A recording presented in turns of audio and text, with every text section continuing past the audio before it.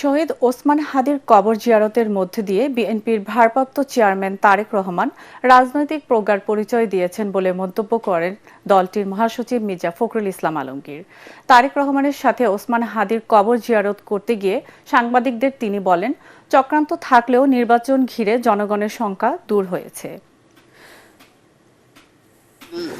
রাজনৈতিক পরিস্থিতির মধ্যে যারা তারেক রহমান সাহেবের আগমন বাংলাদেশে এটাকে অনেক সমীকরণগুলোকে সহজ করে দিয়েছে এবং আজকে বাংলাদেশের জাতীয়তাবাদের যে রাজনীতি সেই রাজনীতির দর্শনকে সামনে চলে এসেছে।